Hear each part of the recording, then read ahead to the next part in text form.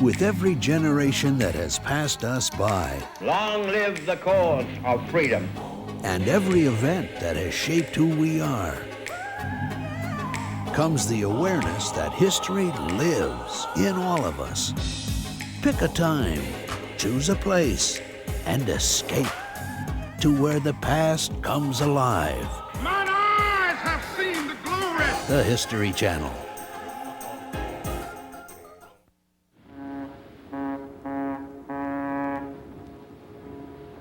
In the 1890s, hundreds of thousands of Russian Jews fled the pogrom of the Tsar to America, the land of many opportunities. Among these hapless people was a poor Jew from St. Petersburg, Moshe Gershowitz, the grandson of a rabbi and the son of a mechanic. When the ship reached New York, Moshe rushed on the deck to see the Statue of Liberty. As he leaned over the railing, the wind blew off his hat. In it, he had tucked away the address of an uncle, the only contact he had in America. This anecdote would be of little interest to us if it were not the story of a man who would soon change his name to Morris Gershwin, and whose two sons, Ira and George, would make history.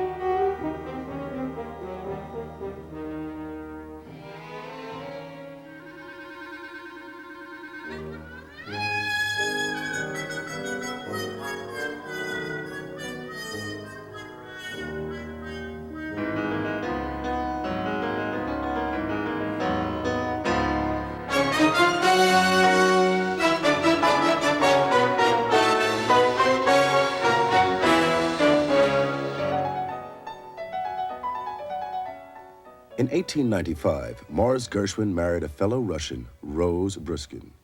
In the following year, they had their first son, Ira.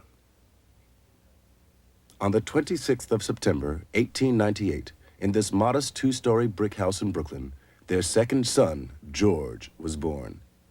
In 1900, a third son followed, and 6 years later, the Gershwins had their only daughter, Frances, always known as Frankie. Unlike the childhood of European composers, many of them growing up in the picturesque settings of European cities, George's childhood was that of an ordinary American city boy. He grew up in the dirty and noisy streets of New York, a perilous place where he quickly learned to fight for survival.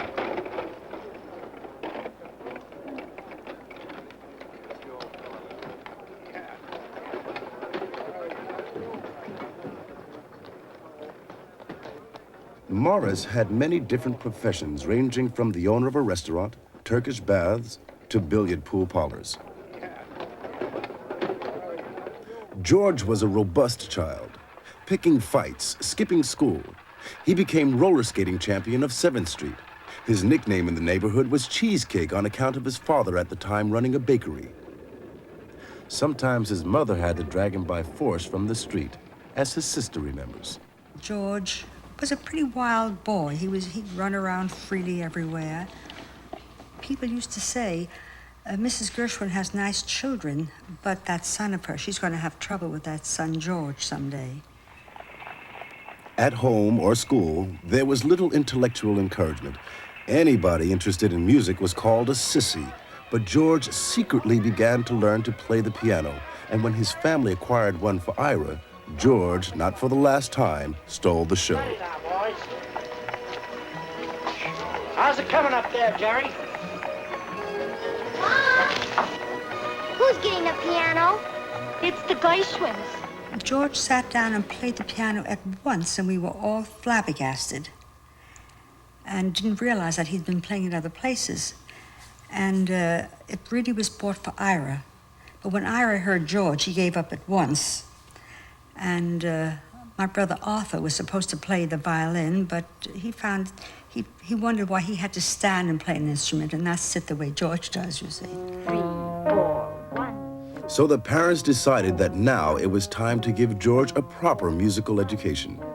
A Miss Green was found in the neighborhood who, for 50 cents a lesson, rushed him through the scales.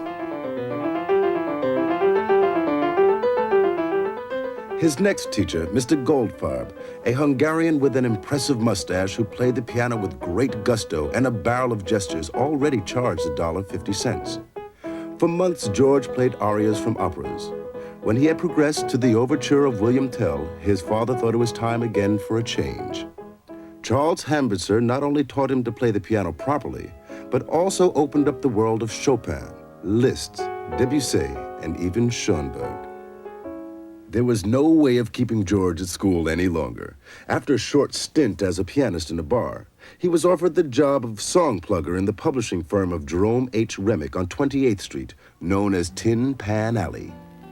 My mother was a lady, like yours you will allow. Jerome Kern, Irving Berlin, and Oscar Hammerstein were the masters of Tin Pan Alley. Tin Pan Alley was the street of songs. All day pianos banged away as singers and actors looked for new material.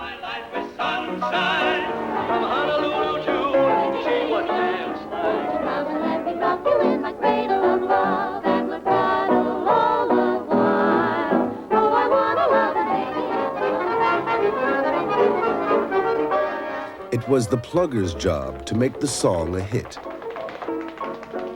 At a time when radio, television, and jukeboxes did not exist, Tin Pan Alley and American popular music were inseparable. At the age of 15, George had become a part of the nation's song business, an experience he always remembered.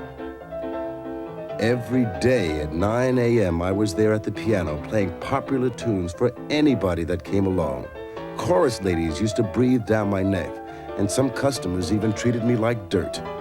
People would come in and want to hear certain songs, and they'd all say, go to Gershwin's room. He's the one you'll really hear the song the way it really is.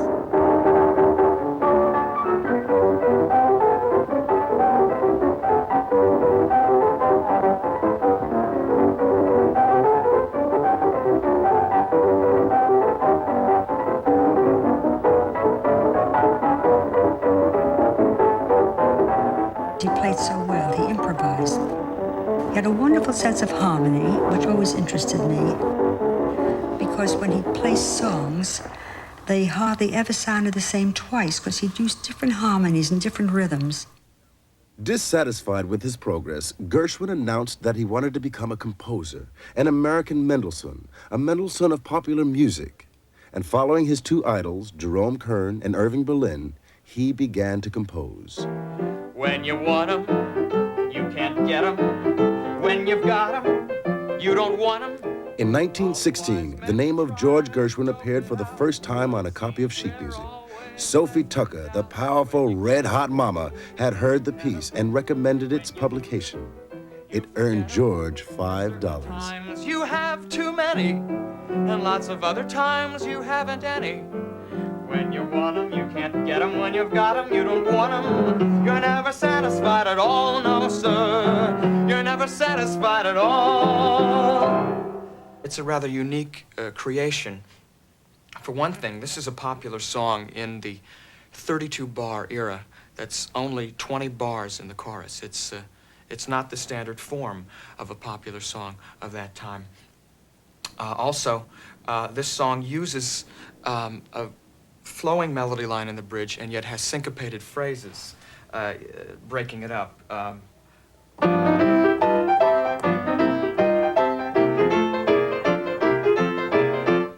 Gershwin was always experimenting with different rhythms, and this is an example in his very first song how he was creating something different.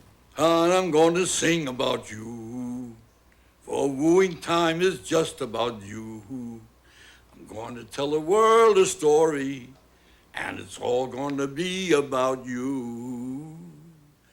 Irving Caesar was not yet the famous lyricist whose songs would include Tea for Two and Is It True What They Say About Dixie, but a young employee of Henry Ford.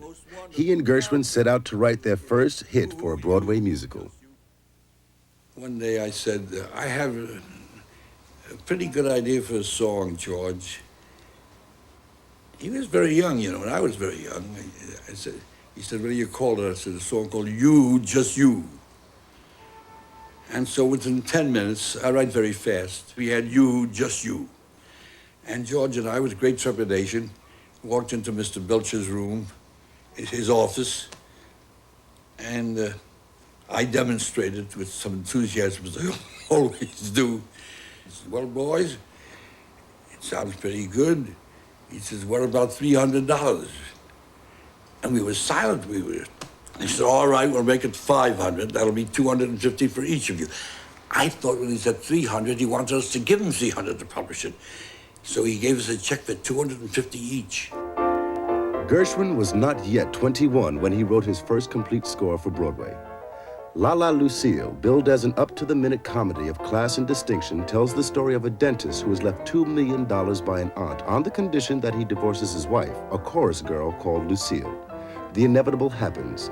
The hero divorces his wife, picks up the money, and he remarries his former bride. Two of the musical numbers stand out. There's More to the Kiss Than the Sound and Nobody But You. Soon, Caesar and Gershwin were plotting to write another hit. We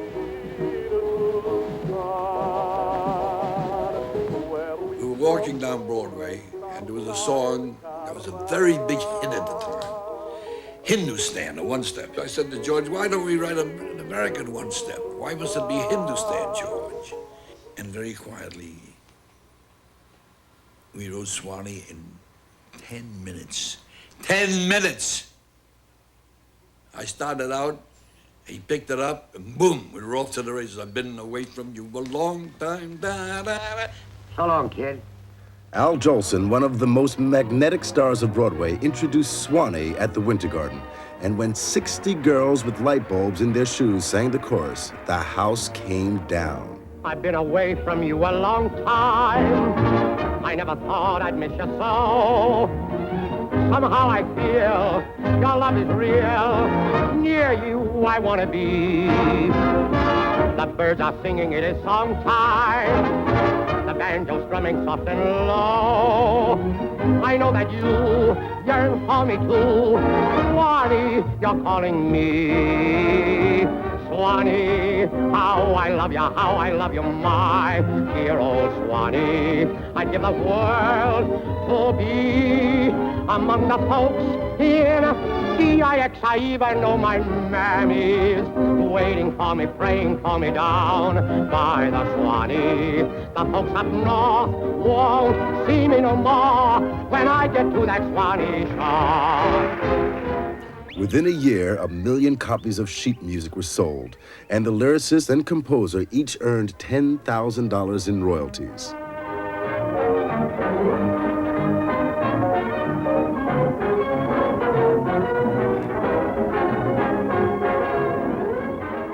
Music hall shows were very popular. They had become an American institution, glorifying the American girl. In the 1920s, among the most famous shows were the George White Scandals, productions in the grand Ziegfeld manner. The ingredients were always the same: a grandiose design, extravagant costumes, pretty girls, and a series of song numbers haphazardly strung together. What happened to you, mister? You used to treat me like a sister, but how you have blazed, and am I amazed? You started very sweetly, now you have changed your way completely, from a meek and mild man. The producer, George White, took a chance and commissioned Gershwin to write for his reviews. From 1920 to 1924, Gershwin wrote 45 songs. Some of them are forgotten, others will not be missed. But two of them have become classic Gershwin. They stood out immediately for their freshness and originality. They were Somebody Loves Me and Stairway to Paradise. I'll build a stairway to paradise with a new step every day. I'm going to get there at any price. Stand aside, I'm on my way. I've got the blues, and up above it's all fair. Shoes gonna carry me there. I'll build a stairway to paradise with a new step every day. I'll build a stairway to paradise with a new step every day. I'm going to get there at any price. Stand aside, I'm on my way. I've got the blues, and up above it's all fair. Shoes gonna carry me there. I'll build a stairway to paradise with a new step every day.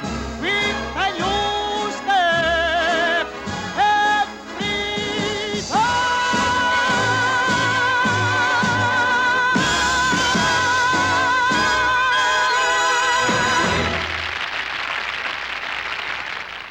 He had a kind of a drive to be a success, but that was one of the things that most of these, I think in terms of the songwriters who became something in the 20s and 30s, they were the children of immigrants. And they came to a new country, and they decided they would be more American than anybody. And also they wanted to be number one, and certainly he wanted to be. And it's like an accident of genes, because there was no musical background. We always think in terms of the Bach family and the Scarlattis and whatnot. And then Gershwin just came out of nowhere and no one could understand it. Gershwin's most ambitious undertaking for the Scandals was a 20-minute opera called Blue Monday. Composed in 5 days, it contained many musical cliches. But some of the material, sung in true operatic fashion, pointed clearly towards developments to come.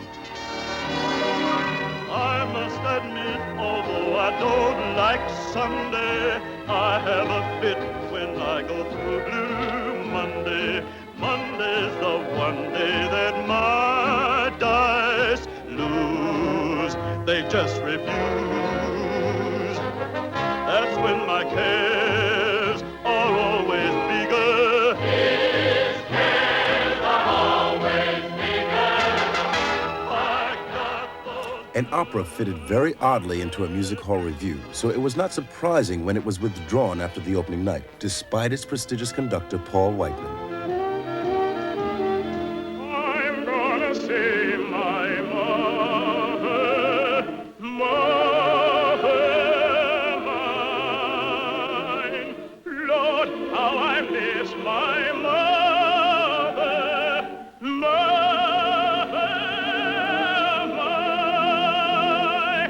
Maybe I'm a very worthless fellow, but my weary heart will cease to pine when in her arms I'll rest. I'll go again,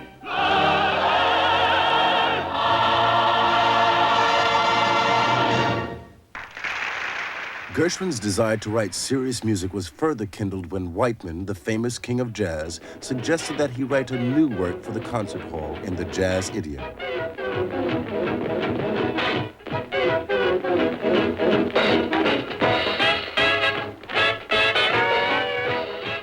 Jazz was the voice of the age. It brought greater variety and richer orchestration to popular music, more subtlety and richer shading.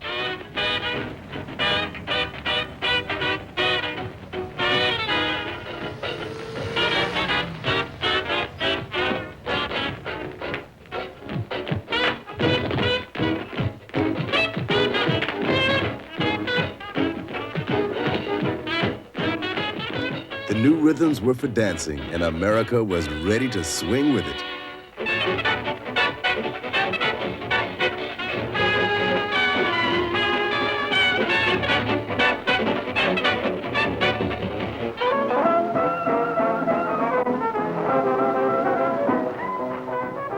Soon the voice was also to be heard in the concert hall. Stravinsky, Satie, Milhaud, and even Debussy had begun to weave jazz into their music, and Gershwin, who had continued to study composition, set out to write a Lisztian Rhapsody incorporating jazz. In 3 weeks, he had written a work for 2 pianos with some indication of scoring. Whiteman's arranger, Ferde Grofe, did the orchestration, first for jazz band, and eventually adapted it for symphony orchestra.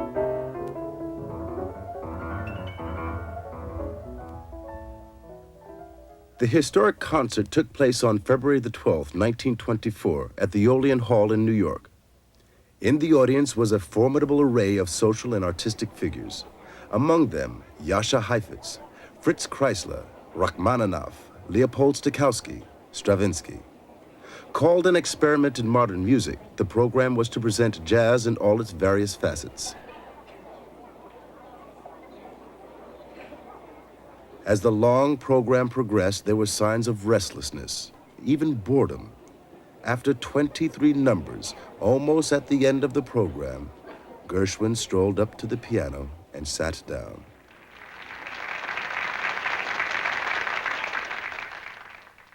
With the first opening wail of the clarinet solo, the audience sat up.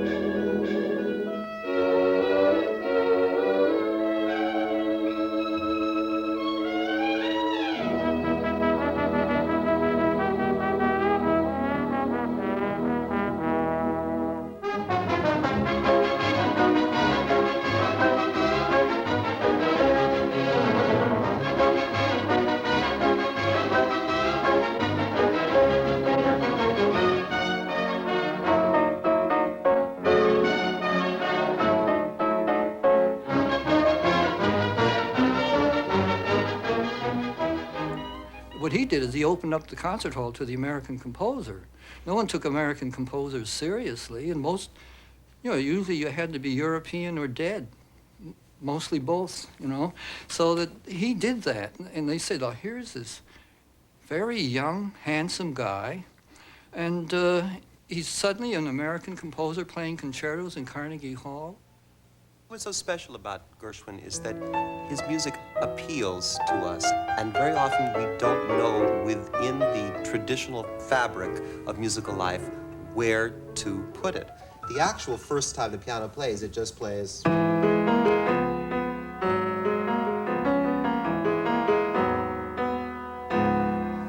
And this is in that nighttime, lonesome world, which perhaps is best expressed in this piece, where everything is stripped aside, and you just have someone sitting in a back room playing.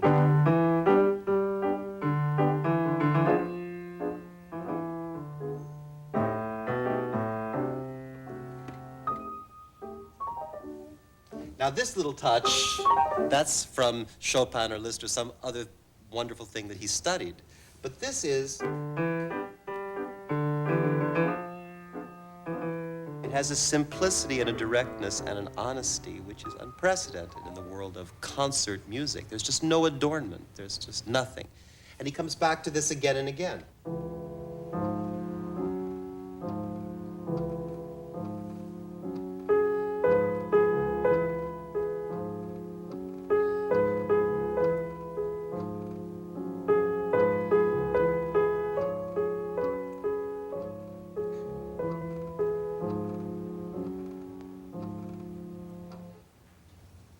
Gershwin didn't consciously develop a tone of longing in his music.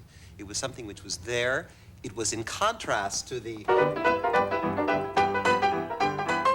that whole up-tempo, jazz age quality. The longing quality, as has been very often remarked, was a synthesis of elements from Jewish music, from black music, from blues, from various elements of jazz.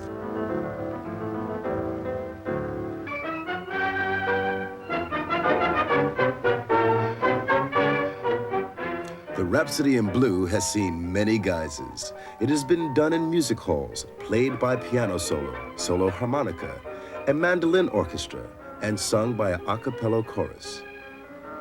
And in 1984, it opened the Olympic Games in Los Angeles.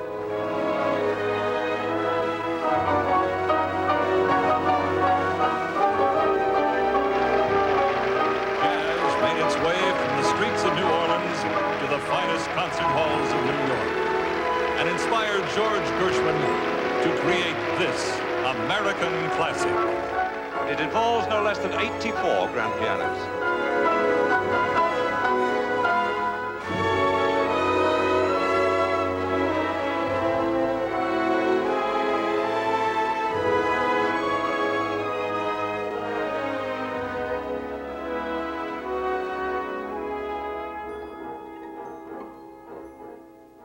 As Gershwin's fame spread and people began to recognize his tunes by their beat and a quickening of the rhythm which became his hallmark, he moved up in the social world. Among his new friends and acquaintances were Gertrude Lawrence, Maurice Chevalier, the Moss Harts, and even Maurice Ravel. Gershwin was gregarious in society, and with his piano playing, he quickly became the center of any party. An evening with Gershwin was always a Gershwin evening. Every time he came into anybody's house, he sat down and played the piano. Morse, my husband, and Cole Porter wrote a musical together called Jubilee. And the character who is supposed to be Elsa Maxwell says, talking about the party she's going to give, she says, "'Twill be different in every way. Gershwin's promised not to play." I think he loved a large group because then he sat down at the piano, which is what he loved to do better than anything else. I don't ever remember him in close touch with just one or two people where he would talk and give you his views. He did not like to be alone. He hated to be alone. And I used to go over there every afternoon. He didn't even like to work alone, you see. When I was there, he was always working. And I was also working. I had embroidery and all kinds of things that I brought along with me. And then about 4 o'clock, we'd go for a little sprint through the park, running. And that was fun.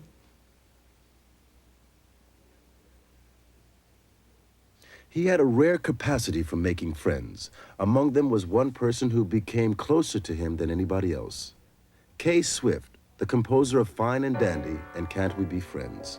I don't think he went through a thing of saying, oh, I must write music. I think he just did it the way, the way some people cross their legs when they sit down and others just sit like this. I know it was that way with me, too, exactly. I started writing little silly tunes when I was 5 and always hearing music, but he did not hear it nearly as much as I did as a child, because his parents were not especially musical. And I think it was quite instinctive. I don't think he analyzed how he wanted to do anything. I think it just came through. Oh, sweet and lovely lady, be good. Oh, lady, be good to me.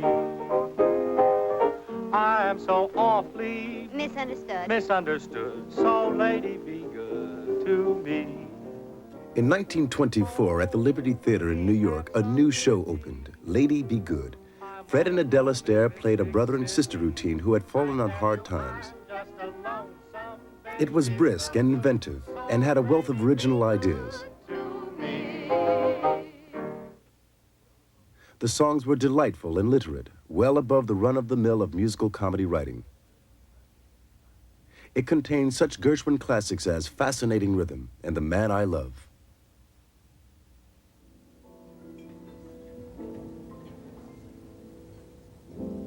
Someday you come along, the man I love, and he'll be big and strong, the man I love. And when he comes my way, I'll do my best to make him stay. Baby, I I shall meet him Sunday, maybe Monday, maybe not. Still, I'm sure to meet him one day. Maybe Tuesday will be my good news day.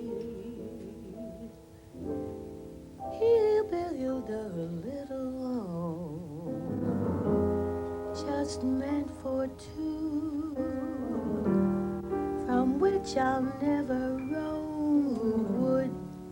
Would you?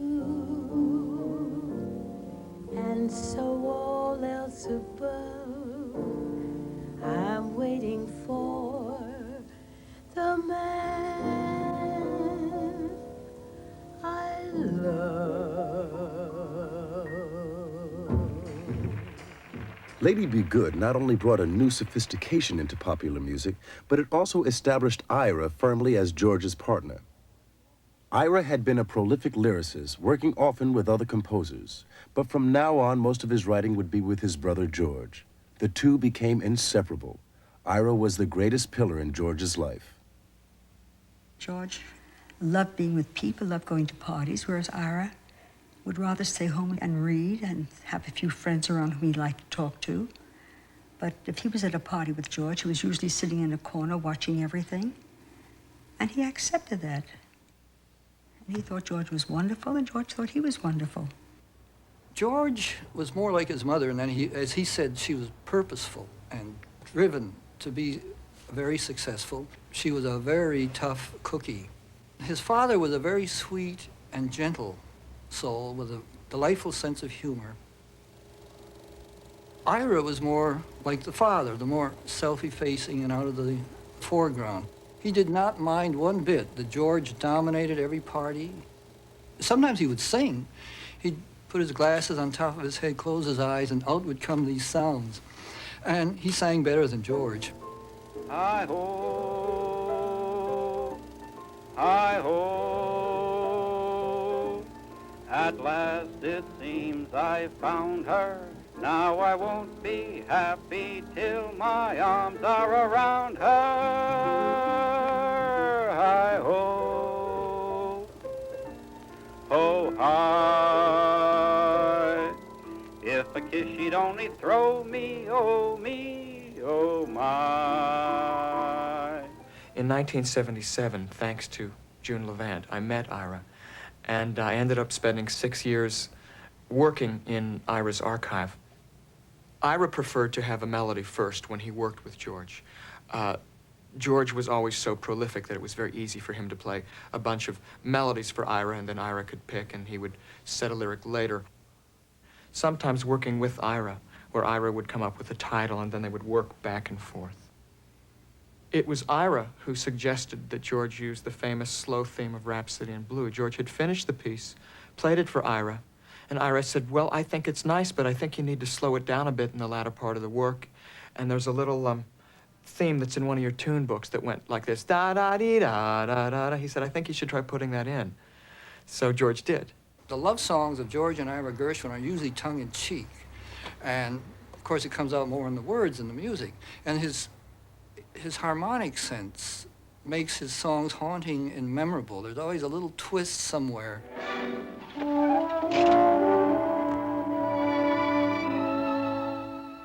There's a chap I know in Mexico who's as strong as he can be, eating nails and drinking Texaco. He is the type for me. There is one in California, more romantic far than you. When he sings Hot Shot, Shot Shornia, I often think he'll do. But as for you, sir, I'm afraid you will never make the grade. For you're no cowboy, you're soft and how, boy, I feel no muscle that's fit for tussle. I must refuse you, I cannot use you, excuse me. No nightlife for you, the birds would bore you, the cows won't know you, a horse would throw you, you silly man, you, to ask me, can you use me? Though at love you may be a wizard, I'm wanting to know, could you warm me up in a blizzard, say 40 below? Your ties are freakish, your knees are weakish, you're not a sender, you elbow bender, though you can use me. I most certainly can't use you. Ira's lyrics brought sophistication to George's music. They worked so well together. They had the same sort of mind when it came to creating their songs. Sometimes George would play a tune for Ira, and Ira would say, well, if you add a few notes to this phrase or that phrase, then I think I've got a lyric that'll hit it right on the nose.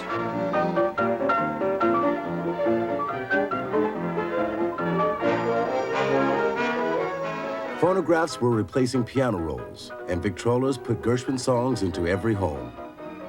They brought Gershwin fame and money in equal doses.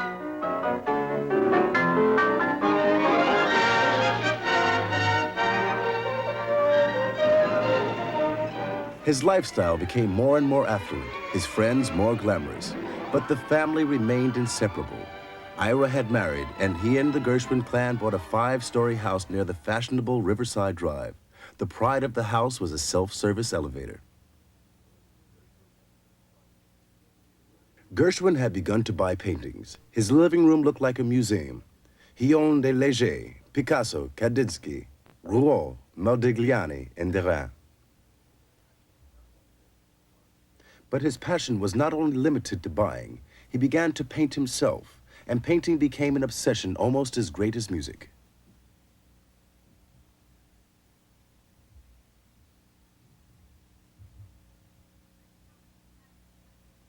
Because he was a very talented man besides his music. He was talented in whatever he did.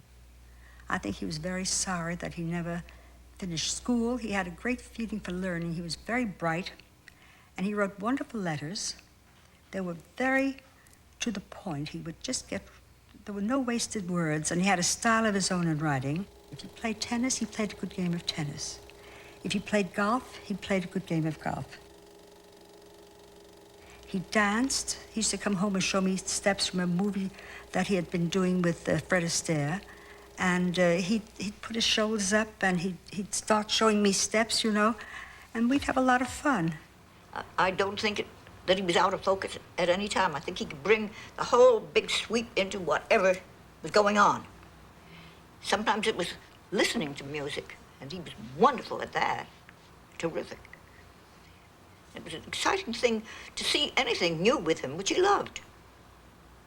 It would be paintings, it would be anything, different things. For Gershwin, the most important event of 1925 took place once more in the concert hall. In a program which included Glasenov's Fifth Symphony and Rebau's Suite Anglaise, Gershwin presented a new composition, the Concerto in F. It was performed in Carnegie Hall by the New York Symphony under Walter Damrosch. This was a proper concerto in 3 movements, a much more substantial work than the Rhapsody in Blue.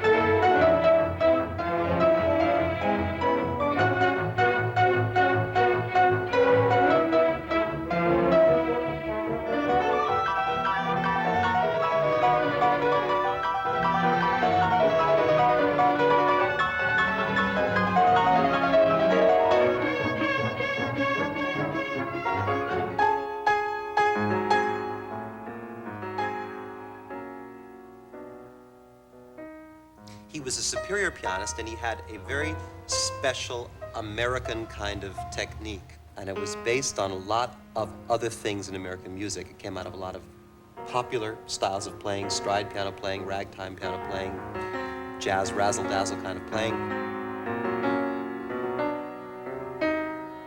He developed a technique of using repeated notes by alternating his hands slowly or possibly very rapidly.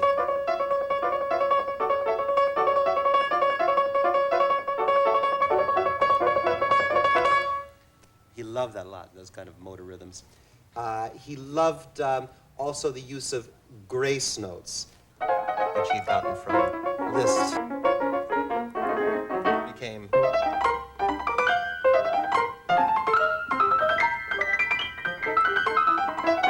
and he used to crush them together, so they were kind of, you know, playful.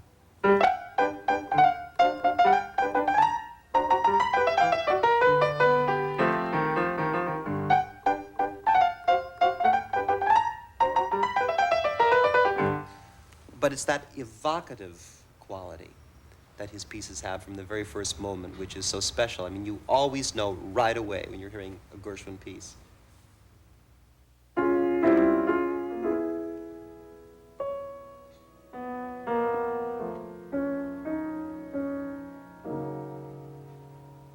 It's the hanging in space of the note, the kind of blues singer aspect of it all. The shift of register.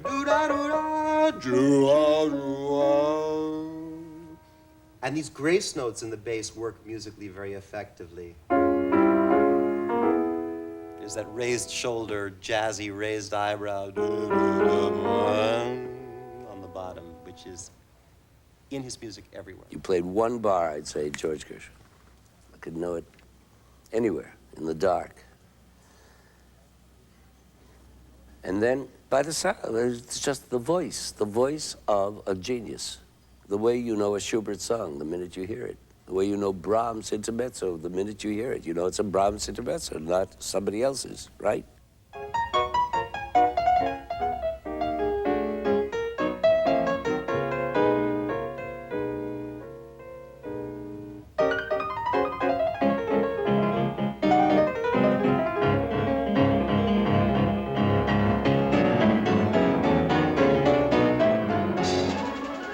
While Gershwin's reputation as a serious composer was now established, the fame of the other Gershwin, the composer of popular songs, spread. He was 27 years old, one of the most eligible bachelors in town. Women swarmed about him, yet he never married. Someday he'll come along, the man I love. He had enormous charm. He would come to me from his composition lessons and he would strew the floor with all the things that he had learned, bits of paper, and I knew what he was doing. He knew that I didn't understand exactly what he was telling me about the 12-tone scale, but he was trying to remember for himself what he had learned in the lesson, and he was sharing it with me. And then, of course, he had the little waltz that he played for every young lady that had a blank space in it for the name of the young lady. I fell for it. I considered it his mating call. The way you wear your hat, the way you sip your tea, the memory of all that. Oh no, they can't take that away from me. The way your smile just beams, the way you sing off key, the way you haunt my dreams. No, no, they can't take that away from me. Maybe he had too many women. You know, they followed him all over the place. When he came home, he came home usually with about 2 or 3 women from a party. They just followed him home.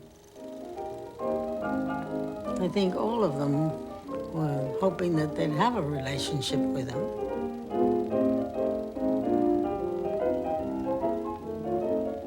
All that energy had to go somewhere. He was a great flirt. He had a lot of girls. I met some of them. They were all pretty.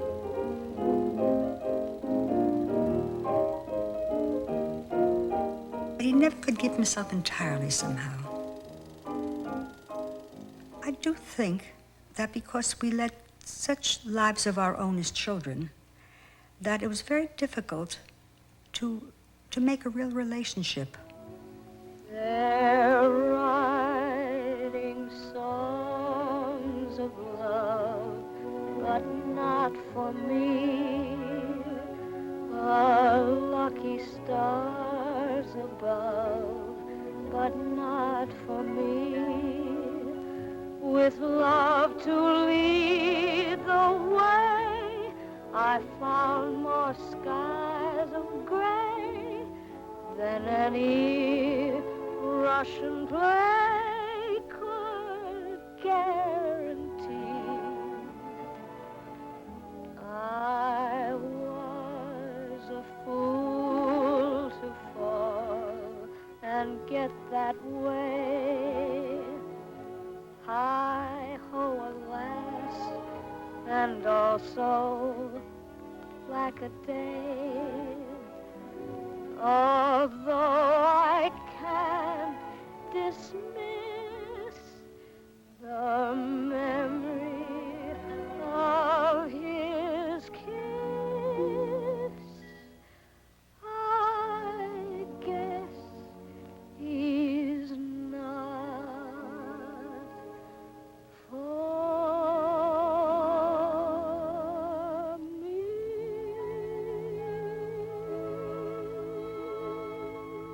I don't remember any real attachment that he had, except for Kay. And there he loved it because they had horses and he used to go horseback riding. He had several flirtations and affairs, I'm sure, and I didn't mind because I thought I had a unique position with him. And I always thought I did. So I was not jealous. I would have been if I thought he cared terribly for somebody else, but he didn't. He was very fond of my children. And he made a mistake with them sometimes because he was very direct, more so than he was with grown-ups, you know. And he'd say, "Don't you like me?" And that embarrassed them. The eldest one didn't like him at all because she felt that he was a threat to my married life, which of course he was. And every now and then he'd begin to play sad chords and he'd say, "Here I am, just a sad Russian again." I think he was capable of both, of ever so many different sides. Somebody I'm longing to see. I hope that he... In 1926, George and Ira wrote their most outstanding musical success, OK, starring the English actress Gertrude Lawrence. It included some of the best songs the Gershwins had ever written. Someone to Watch Over Me, Clap Your Hands, and Do, Do, Do.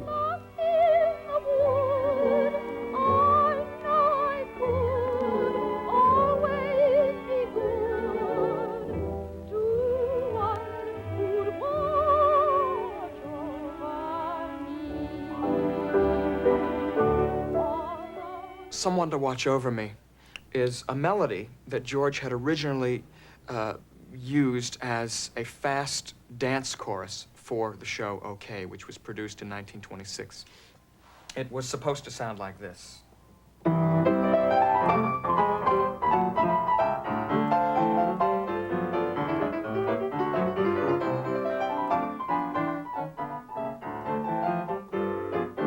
In other words, the rhythmic idea was ba-da-da-ba-da-ba-da-da-da-da-da-da-da-da-da. And George was playing that tune for Ira, and he said, we need a lyric that was kind of a throwaway, because when the choruses were performing, Ira knew that his lyrics would probably not be heard very well. But as George was playing that tune, he was talking to Ira, and as he continued to speak, he slowed down. And then they kind of looked at each other and said, wait a minute, this sounds good that way. And then, with Howard Dietz's suggestion for a title, it became, there's a somebody I'm longing to see. I hope that she turns out to be someone who'll watch over me. When I sing a Gershwin tune, I get a freedom that I never have to feel like I have to stumble. They're difficult. They are always a challenge. Someone to Watch Over Me particularly is like the hardest thing. It's got such a strange, it's got octave jumps in it that are very difficult for a singer to make and do them smoothly. And of course, when you sing it and you see what that does to the sound in your voice and what you just get to grab onto each time you change the measure and you go to the next one, it's like a ladder just climbing. It just takes you farther and farther into some kind of real emotional security that you can use to transmit in that song.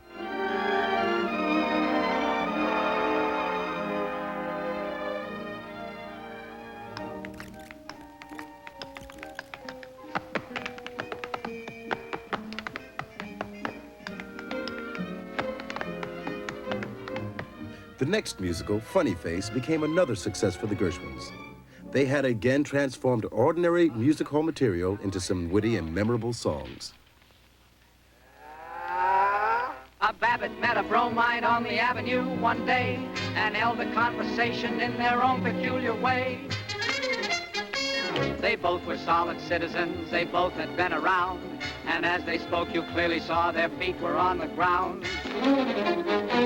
Hello, how are you? How's the folks? What's new? I'm great. That's good. Ha ha, knock wood. Well, well, that's life. What do you know? How's a wife? Gotta run. Oh my. Ta-ta. Olive oil. Goodbye.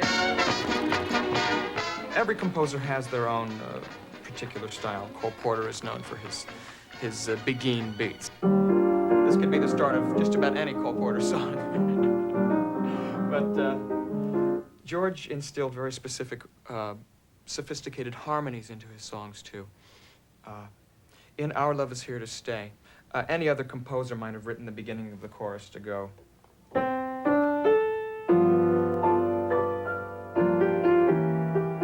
But George put a chord under each of those first three notes.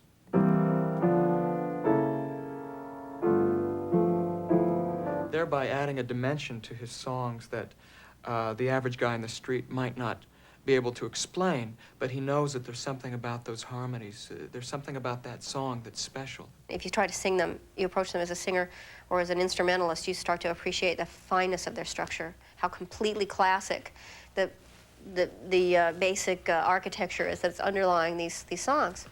And it has a completely classic element that has something to do with the proportion. I mean, if you're comparing it to architecture, it would be the golden proportion of the Greeks, you know, or anything, you know, the golden ratio, they call it. I mean, it has that equivalent in the form of songwriting. They're indestructible and they're brilliant. It's wonderful, it's wonderful, it's marvelous, marvelous. She should care for me. It's awful nice, awful nice, paradise, paradise. What I love to see. She's made my life so glamorous. You can't blame me for feeling amorous. Oh, it's wonderful, it's marvelous that she should care for me.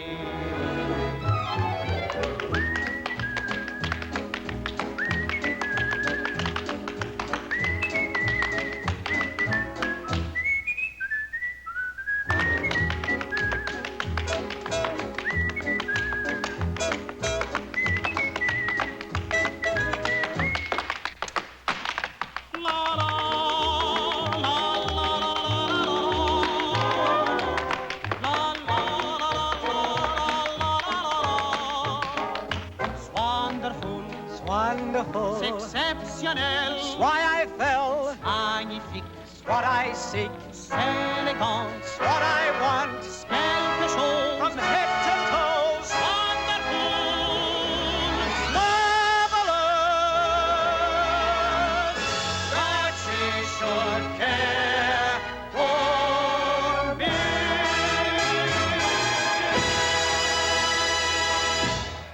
His view of life, theater, and music were those of a successful, popular music furnisher, you see, a musical inventor. There's nothing wrong with it, but it's very easy to understand and to love because it's kind of our basic corny idea. That's what popular music is based on. Our love affair was meant to be. It's me for you, dear, and you for me. We'll fuss and quarrel, and tears start to bleed. But after the tears, our love will smile through. They're fine works, they're solid works. Then they tour the world and everybody loves them. And it's nice to imagine that that's the way life is. They're not pictures of true life, they're pictures of mythology. He was a songwriter. That was the point. He was from the other side of the tracks. He came from the pop song side of the tracks. And at a certain point in his life, he wanted to write real pieces, real honest-to-God pieces with form. On the 9th of March, 1928, the papers announced that Gershwin was traveling to Europe to study for a new composition. George, Ira, and their sister Frankie went to London and on to Paris. The trip brought yet more fame for the American composer. The Rhapsody in Blue was performed together with César Franck's D minor symphony and Bach's double concerto. His concerto in F was given at the Paris Opera, and the French critics went overboard, although Prokofiev considered it not much more than a succession of many 32-bar choruses. But he had his admirers among his fellow composers. He met and of course played for Ravel, Darius Milhaud, Francis Poulenc, Georges Auric, and even the critical Serge Prokofiev. But when he tried to become a pupil of Nadia Boulanger, the great teacher of classical music politely declined. From Paris, Gershwin went to Vienna, where he played to Alban Berg. Gershwin always considered this the high point of his stay, the other one being the visit to the famous Café Zacher. When he entered the cafe, the orchestra struck up the Rhapsody in Blue, and a table carried the American flag.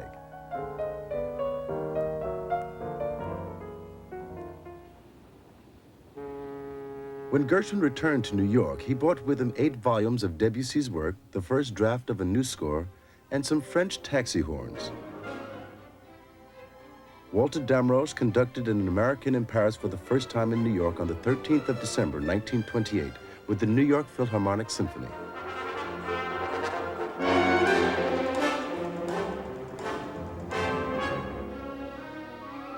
It was scored for an orchestra to which Gershwin had added 3 saxophones and the 4 taxi horns.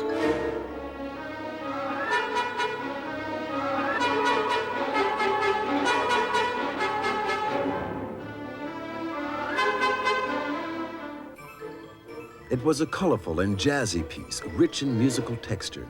In its ardent and unpredictable mood, it reflected once more the tang of the new and urgent world of Tender is the Night, of The Great Gatsby, and the time of the speakeasies and casual love affairs.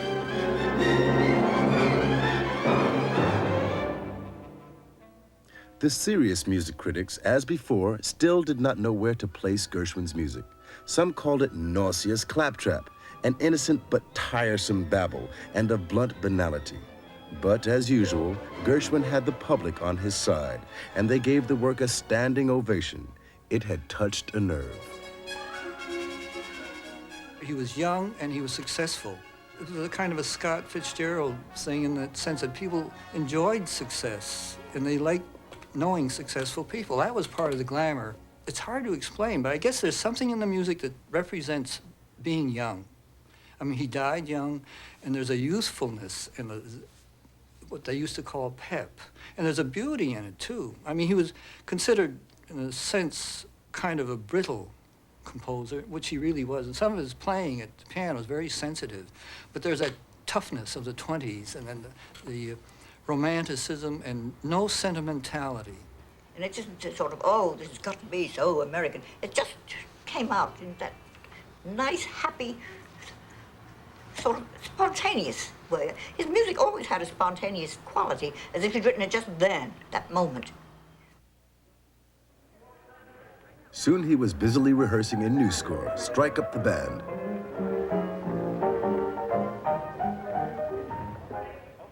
Gershwin was no longer interested in writing conventional musicals. He began to experiment with a new genre, a musical with a political theme. Hey, George, are Clark and McCullough here yet? Nope, they're not here yet. Those fellows are always late. Tell you what we do. While we're waiting for them, let's take the girls and the buck dance to Strike Up the Band. Good. All right, kids, come on, strike up the band.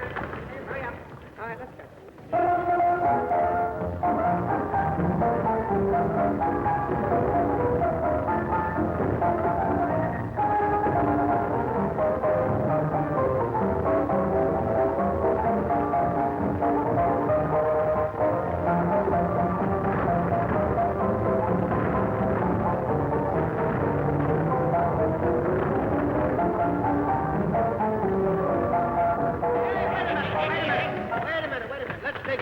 Let's get going here and get something done, get to work. Say, this is a fine time for you to show up. You know you're a half hour late? George, I was never late in my life.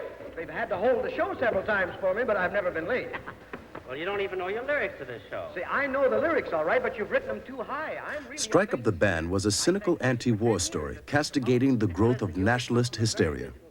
American cheese profiteers succeed in engineering a war between the United States and Switzerland over the import of Swiss cheeses.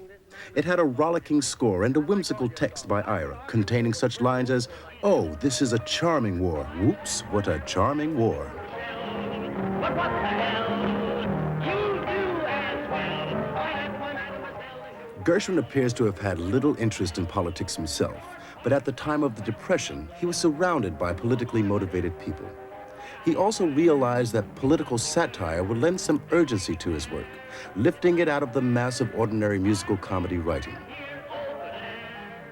Besides Strike Up the Band, Gershwin wrote two more musicals tackling the political life of America, Let 'Em Eat Cake and Of Thee I Sing. Strike Up the Band is an anti-war musical. It was so mean, it died out of town. And Let 'Em Eat Cake is even more powerful. Of Thee I Sing and its look at political life in the United States during the Depression is a pretty hard look. It's almost like the look at the Reagan White House sometime. And it's a devastating look at a possible dictatorship in the United States. I mean, it's sort of light, but even the music is very astringent and just contrapuntal and very, very difficult to sing and difficult to perform. Of Thee I Sing takes a sharp, cynical look at the presidential elections in America.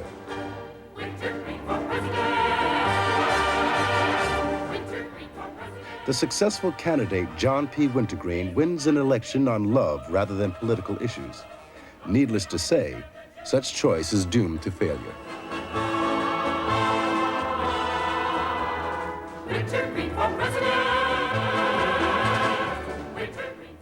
Of Thee I Sing is a political satire, not unlike Kurt Weill's Mahagoni. It was awarded a Pulitzer Prize, the first musical comedy to win this coveted accolade. 1930 brought a decisive change into George and Ira Gershwin's life. They went to Hollywood to write the music for the picture Delicious with Hollywood's favorite couple, Janet Gaynor and Charles Farrell. Broadway usually looked down on the movies, but George approached the talkies with expectation. He was soon disappointed. Writing for the movies was not the same as writing for the theater. Once the composition was done, the composer had little influence on it. But for a while, he and Ira were charmed by the new and glamorous life of Hollywood.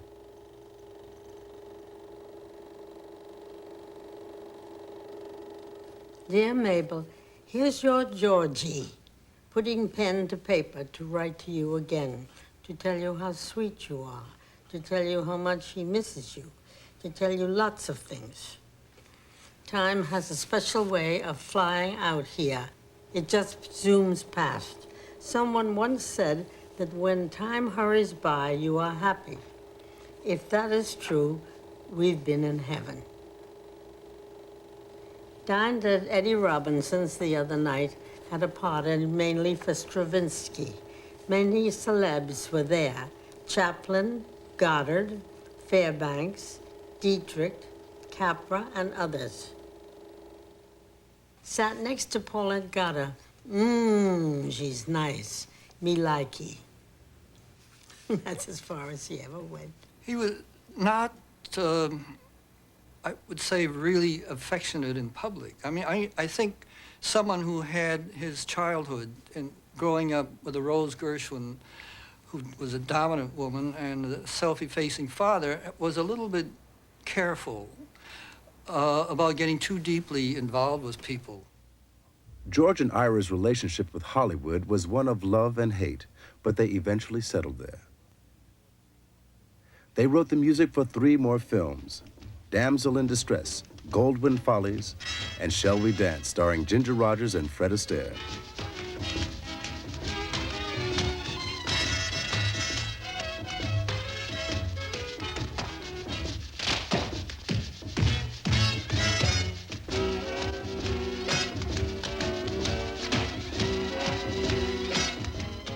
As before, the picture did not take advantage of the songs as well as it might have done, but there were stunning musical dance numbers choreographed by Hermes Pan. You would never know he was around. he was always sort of in the background. And he was not a person that would come out and say, well, I think we should do this or that. He was a very quiet sort of person.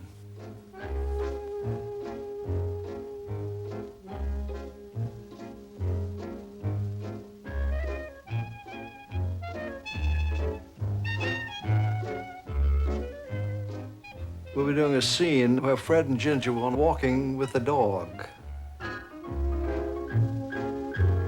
And he watched them as they were walking and wrote this wonderful little ditty. George wrote a tempo, and they just walked to his tempo.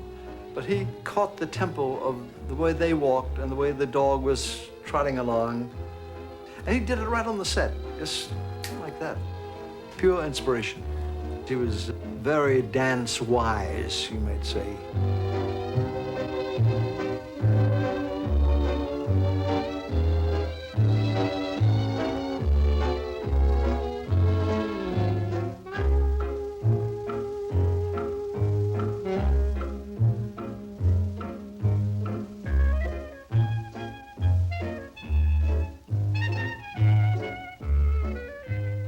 The delightful Walking the Dog, scored for a small orchestra, was George's sophisticated comment on Hollywood's big, overblown film scores.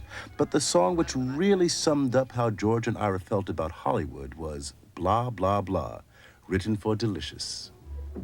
Blah, blah, blah, blah, blah, blah, blah, blah, blah, croon. Blah, blah, blah, blah.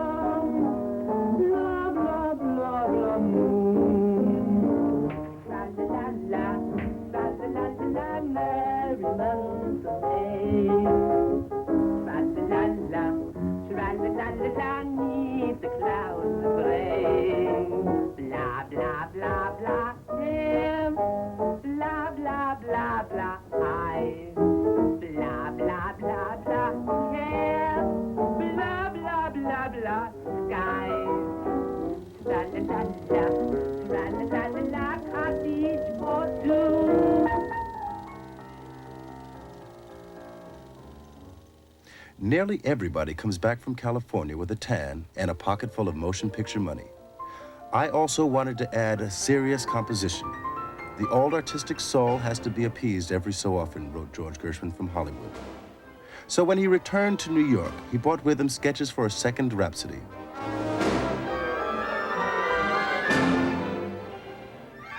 The second Rhapsody was premiered under Serge Koussevitzky with the Boston Symphony Orchestra, with Gershwin as the soloist. Gershwin found it in many respects, in the orchestration and in the form, the best he had written so far. As usual, he was pleased with himself and not embarrassed to show it.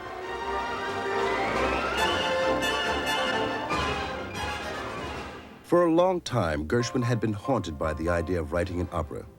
Through jazz, he had become increasingly interested in black culture.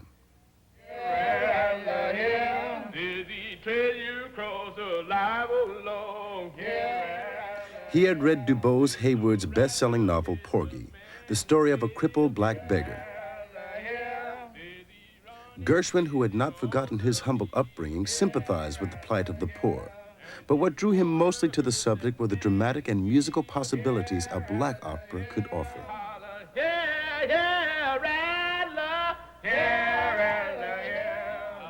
In 1934, Gershwin traveled to South Carolina. He retired to a little shack on Foley Island near Charleston and began to compose fiercely. After 20 months, the opera was finished. There were offers from the Metropolitan Opera House, but Gershwin wanted Porgy not only to reach large audiences, but he also wanted a Negro cast. The Metropolitan Opera could not guarantee either. Boys, you is my woman now. You is, and you must laugh and sing and dance for two instead of one. I had an appointment to sing for him. To my surprise, got off the elevator, he opened the door, and it was he. In an all-white uniform, white clothes. And I said, I'm Todd Duncan, and he said, I'm George Gershwin. It was on that day that after I sang just a part of an old Italian song, aria, just part of it, he looked up and he said, will you be my Porgy? I wrote a letter to George Gershwin asking for an audition, which was granted within 2 or 3 days. His secretary rang and asked me to come and bring some music, which I did. I was asked to come back and sing for his mother a week later, and for Ira and other friends another week later.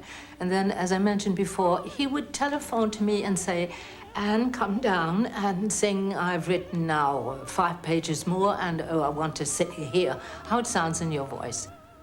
I never supposed for a moment that I would get the part of Bess.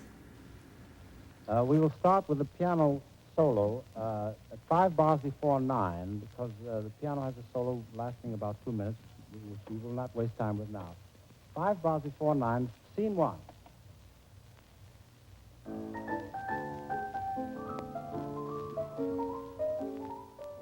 The opera was directed by Rubin Goldmark and conducted by Alexander Smollers. Gershwin himself supervised the musical direction.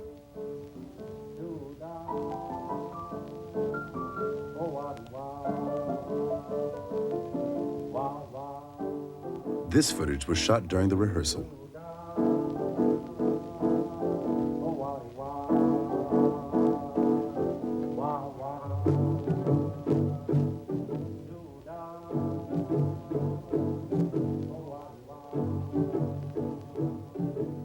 Gershwin had studied and worked hard at the material.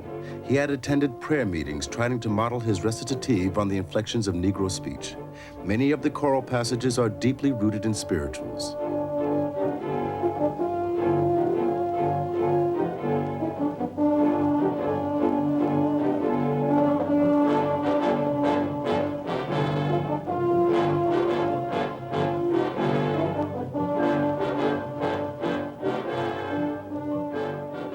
I first heard it from George Gershwin's fingers and his own voice. The very beginning of it sounded, so foreign to me, and I felt that it sounded like chopsticks.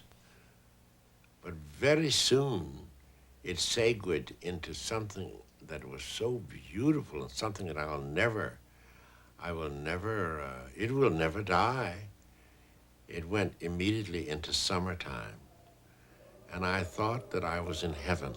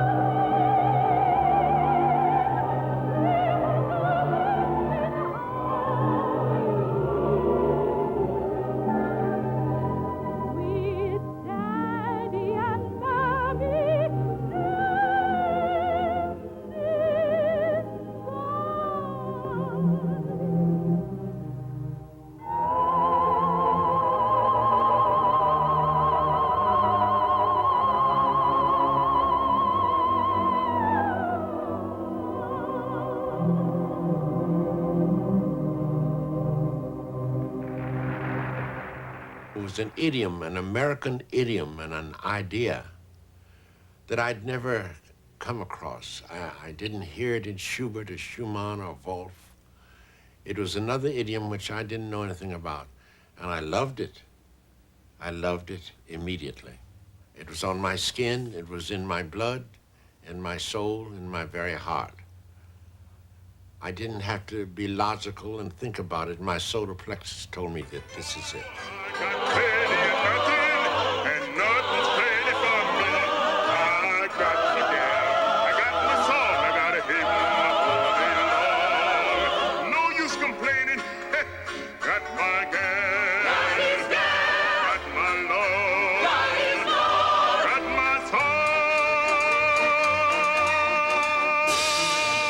This is an opera about, it purports to be about Negro life, but it is by a white man. The play is by a white man. It's a white man's view of Negro life, and the music is a white man's view of Negro music. The black people themselves who act as play and sing the opera are of a divided mind about that. They don't really like white people's stories about them because they don't think they're quite true. Sort of mythology, you know. Well, I'd like to know, what is a black man's opera? In the first place. I mean, he wrote an opera about black people. But that's Gershwin's idea of black people, and it's perfectly valid. It take a long pull together. It take a long pull to get there. It take a long pull to get there. But I'll anchor in the promised land. In the promised land. Coming from the old country and oppressed into a new country, that's where a man takes on new elements. And I think that was part of the answer of George Gershwin and of his brother, both.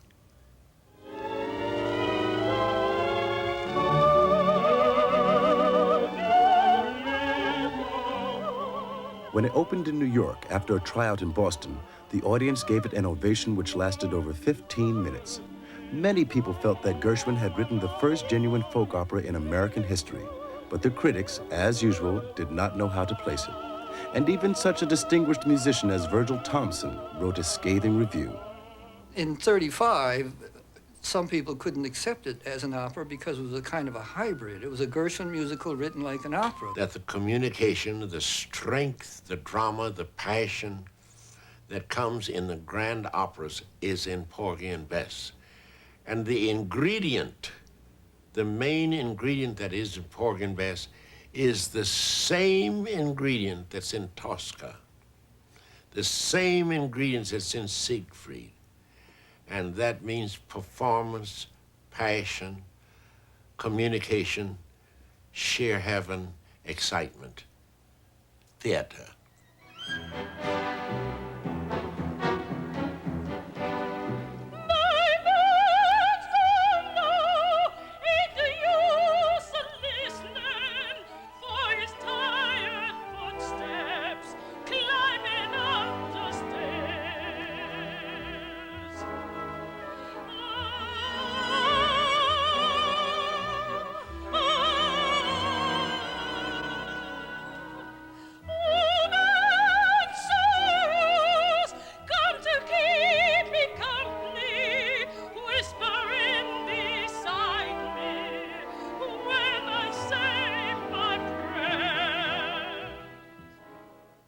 Dealing with Negro life, he wrote, I have brought to the operatic form many elements that have never before appeared in opera. I have created a new form which combines opera with theater. Gershwin had finally reconciled his two loves, that for serious and that for popular music. The last few years, the Gershwins lived in Beverly Hills. They moved into a palatial home, which became the place for interminable parties and dinners, rubbing shoulders with the rich and the famous.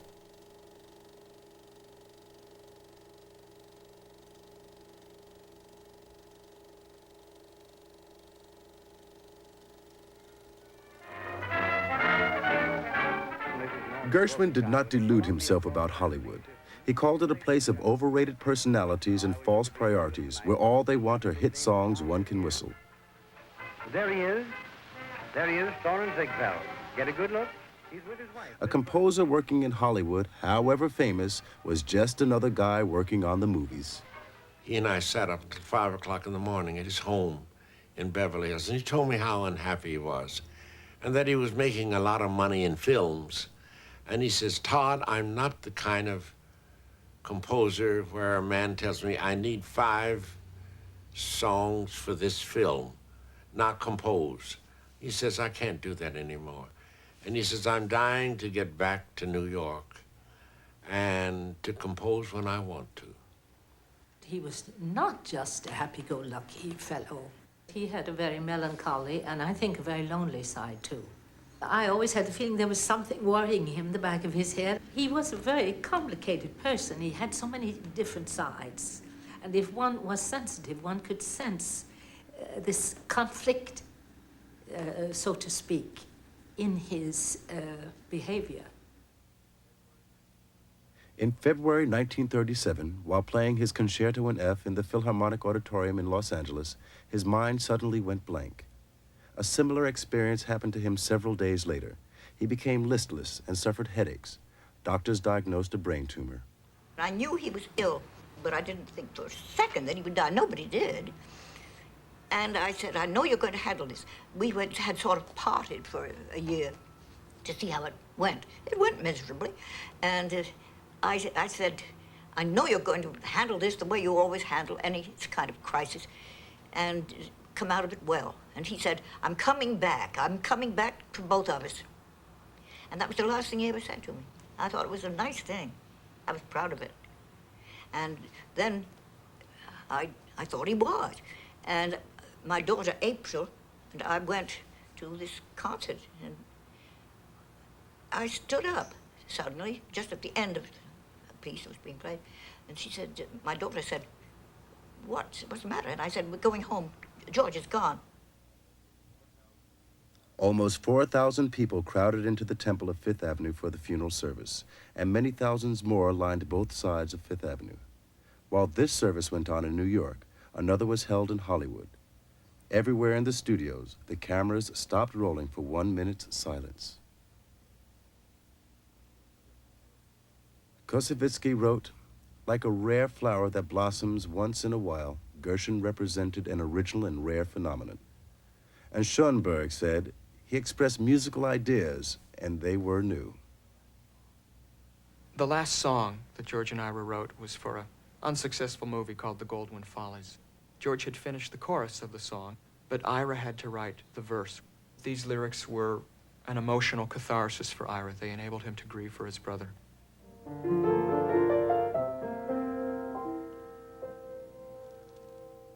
The more I read the papers, the less I comprehend the world and all its capers, and how it all will end. Nothing seems to be lasting, but that isn't our affair.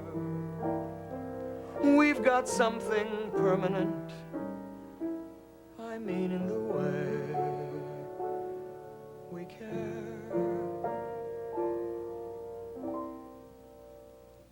It's very clear our love is here to stay, not for a year, but ever and a day. The radio and the telephone and the movies that we know may just be passing fancies, and in time may go.